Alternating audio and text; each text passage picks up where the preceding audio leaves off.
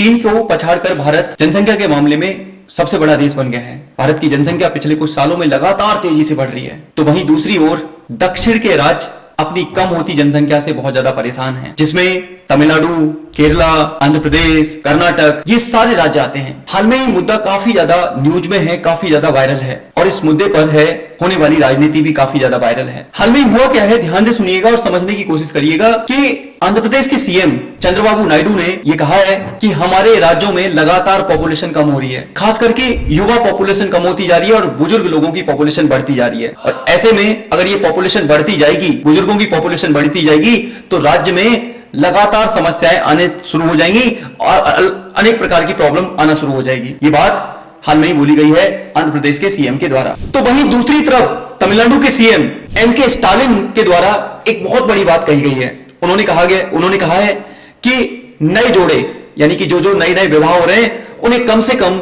16 बच्चे पैदा करने चाहिए, यानी कि उन्हें 16 बच्चों को जन्म देना चाहिए। ये बात कही है राज्य के यानी कि तमिलनाडु के सीएम एमके स्टालिन ने। यह अपने आप में एक बहुत महत्वपूर्ण बात है।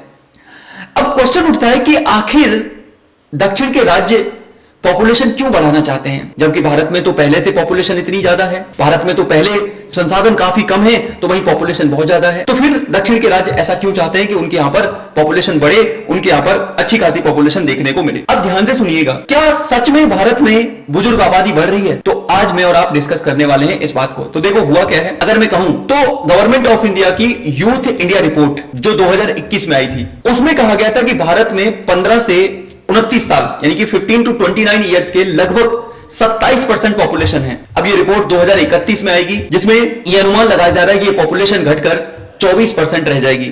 तो वहीं 2036 में ये पॉपुलेशन 22% रहने की संभावना है।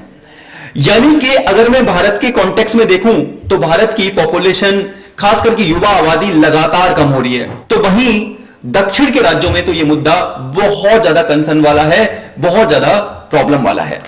अब क्या देखने को मिल रहा है, जरा ध्यान से सुनिएगा और जानने की कोशिश करिए जो मैं बताना चाहता हूं। देखिए, अगर मैं बात करूं दक्षिण के राज्यों में, तो केंद्र की रिपोर्ट ने यह कहा है कि 2036 तक आंध्र प्रदेश में 19%, केरल में 23%, कर्नाटक तेलंगाना में 17% और तमिलनाडु में 21% बुजुर्गों की आबादी होगी। यानी कि लगातार बुजुर्गों की आबादी बढ़ती जा रही है यहां पर।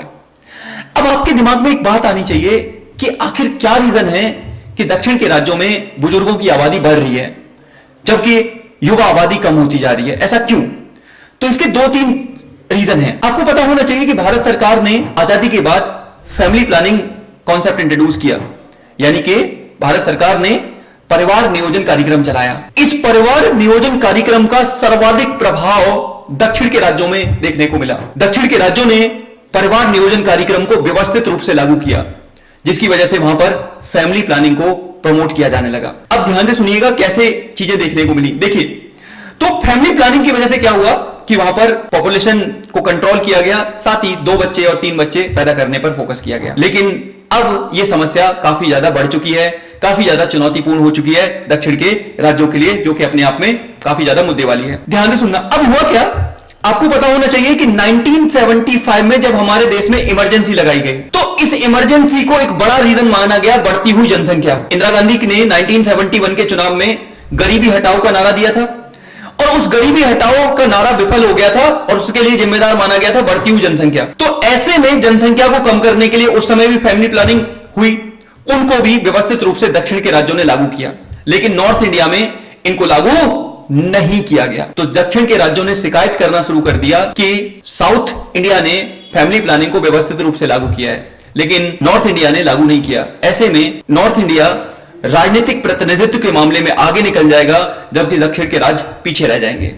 यह मुद्दा काफी ज्यादा पॉलिटिकलाइज हुआ, काफी ज्यादा इस पर राजनीति देखने को मिली। तो इस राजनीति को देखते हुए 1976 में इंदिरा गांधी सरकार के द्वारा एक संविधान संशोधन किया गया और उस संविधान संशोधन में यह प्रावधान किया गया कि 2001 तक 1971 की जनसंख्या के आधार पर ही परसीमन किया जाएगा। उसके बाद दोबारा से परसीमन होगा, तब हम आगे बात इस पे करेंगे। फिर समय आया 2002 का, उस समय भी अटल बिहारी वाजपेयी सरकार के द्वारा संशोधन किया गया और यह कहा गया कि 2026 तक लोकसभा की सीटों में किसी प्रकार का कोई बदलाव नहीं किया जाएगा। यह बात कही किसने?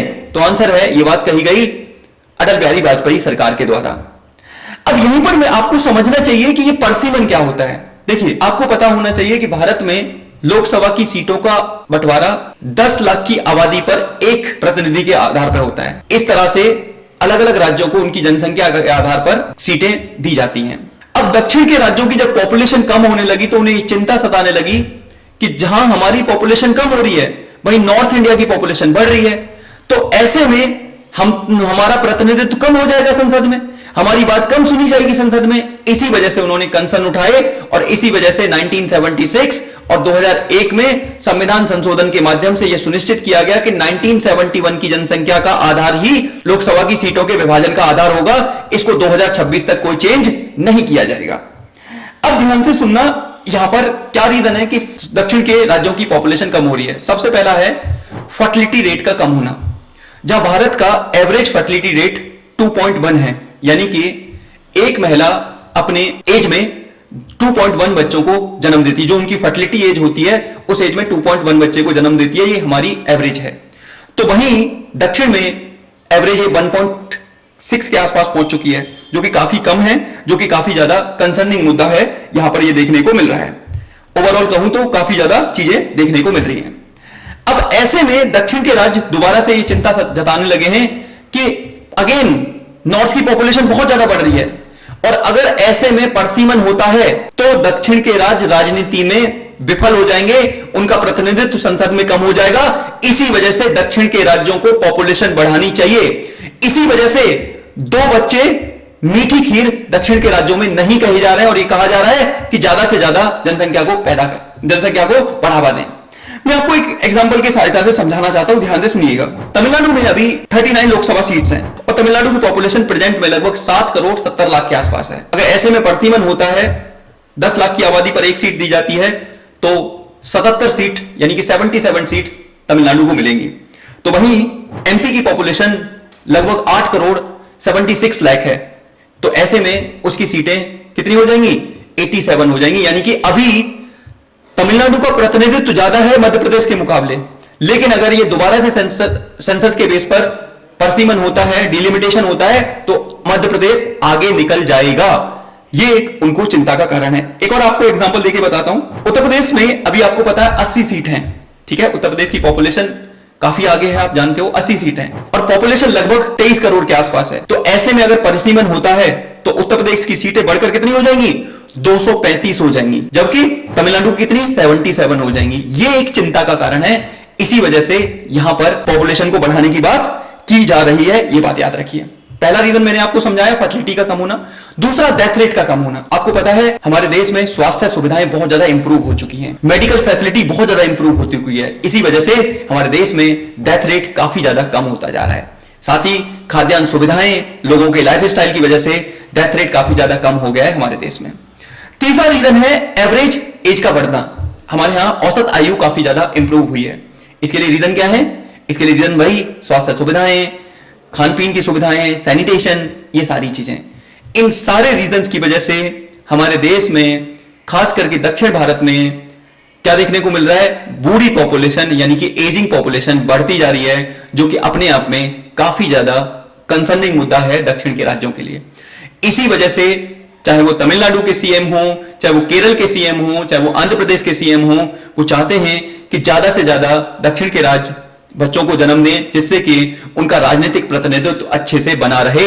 इसी वजह से ये मुद्दा काफी ज्यादा हाईलाइटेड हो रहा है। अब आप मुझे बताइए, क्या इस मुद्दे पर राजनीति किया जाना जरूरी है या इसका समाधान निकाला जाना जरूरी है? इससे तो दक्षिण और उत्तर की राजनीति काफी ज्यादा जोर पकड़ेगी। वैसे भी आपको पता है कि भारत में दक्षिण और उत्तर की राजनीति कभी भाषा को लेकर, कभी संसाधनों के विभाजन को लेकर, तो कभी माइग्रेशन को लेकर आए दिन देखने को मिलती है। तो अगर ऐसे में इस मुद्दे को भी उठाया जाता है तो ये मुद्दा भी काफी ज्यादा हाईलाइटेड होता चला जाएगा। तो मैं ऐसा समझता हूं कि शायद ये सामाजिक मुद्दा है और इस सामाजिक मुद्दे पर राजनीति ना करके समझबूझ से सॉल्यूशन निकाला जाए, जिससे कि इस मुद्दे को अच्छे से डील किया जा सके। तो ये था मेरा आज का डिस्कशन। इन पूरी समस्याओं के कारण दक्षिण के राज्यों में 2 बच्चे मीठी खीर नहीं है और यही रीजन है कि वो ज्यादा से ज्यादा बच्चों को जन्म देना चाहते हैं, जिससे कि उनका राजनीतिक प्रतिनिधित्व अच्छे से देखने को मिले, संसद में उनकी आवाज अच्छे से देखने को मिले। तो आज का डिस्कशन यहीं पे खत्म करता हूं मैं, और मैं लास्ट में जाते जाते एक बात बोलना चाहता हूं कि अगर आप इस चैनल पर नए हैं तो सब्सक्राइब करना बिल्कुल ना भूलें, लाइक